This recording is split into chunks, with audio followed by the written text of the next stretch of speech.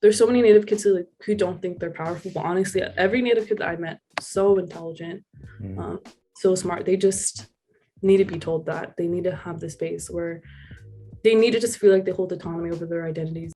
Alaska Native, Indigenous, and Yupik, Charitie Ropati is an Indigenous rights activist and 2019 Center for Native American Youth Champion for Change. In 2016, as a high school sophomore, Charitie attended former President Barack Obama's 8th and final White House Tribal Nations Conference, where they spoke with members of Obama's cabinet about Indigenous youth education. Charitie currently attends Columbia University, where they have since petitioned for the university to end their contract with the Border Patrol. And they've also been featured on the cover of Teen Vogue.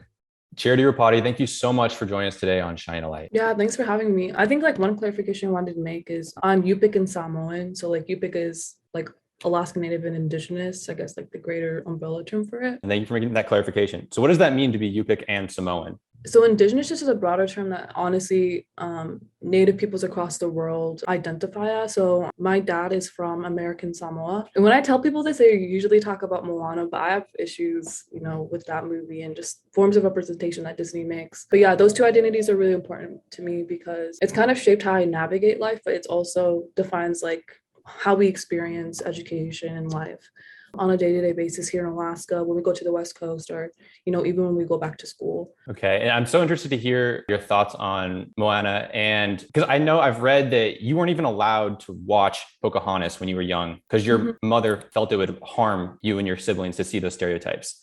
So where has Disney continued to fail, I guess, from Pocahontas all the way into the films where they're making up to recent times?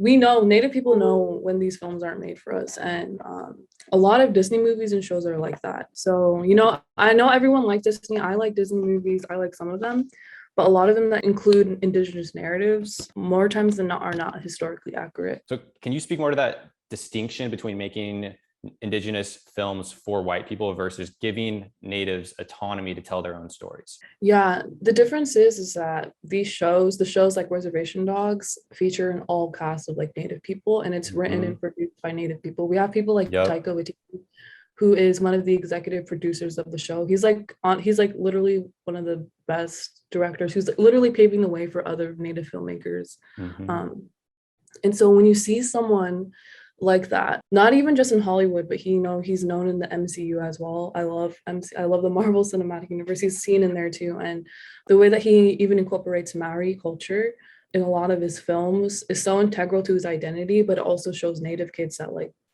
these are things that they could do without having to like re-show our trauma. I'm so tired of movies that center the trauma of Native people, because there's more to our history, there's more to our identity than colonial and historical trauma.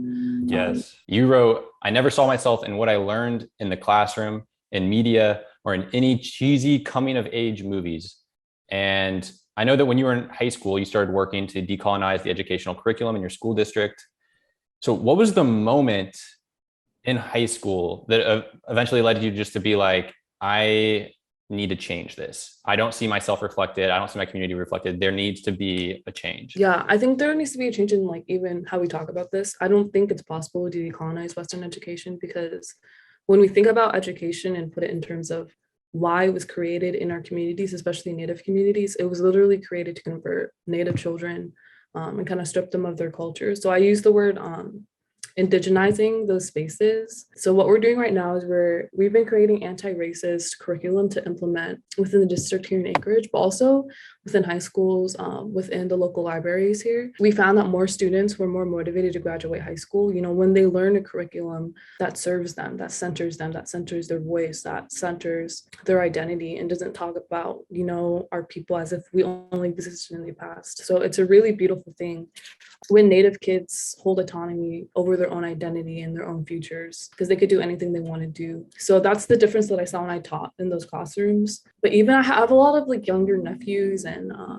have a younger brother and sister. And so even being in conversation with them, growing up with them, I really want them to do whatever they want to do without having to think, oh, I can't do this because I was never told I could do it. So like really breaking down those barriers and like breaking those cycles of violence that we see in our communities. I really want kids to go into STEM or go into film, to go into animation, go into gaming. My brother wants to be a gamer. I'm like, I got you. Like, we'll find the resources.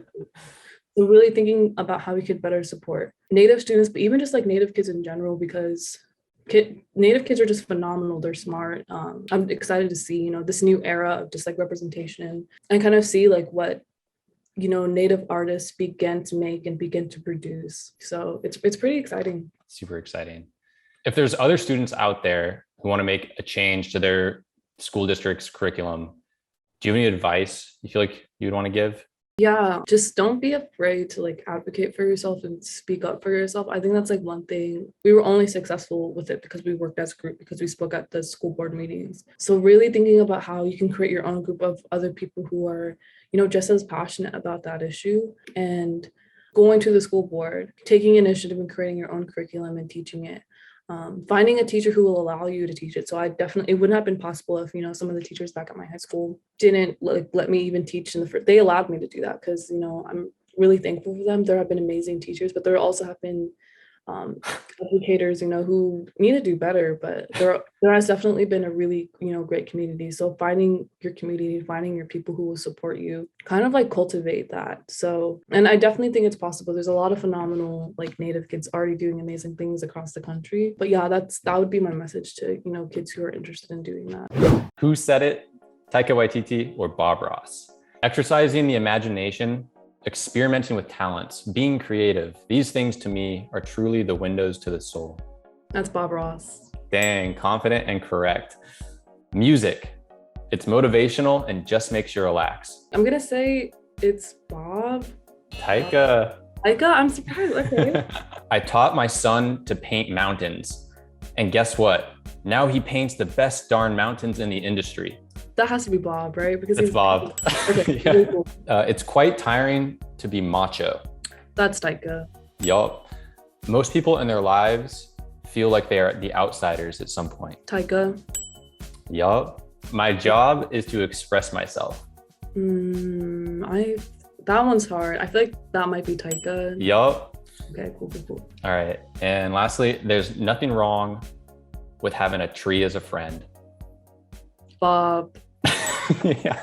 Definitely. I want to close with a quote from you, which is that liberation is possible when Native children are given agency to dream beyond the colonial construct. Liberation is possible when we break cycles of violence and support our local communities. That's something my elders always told me. I love that. Charitie Ropati, thank you so much for being a part of Shining a Light. Thank you so much for this opportunity.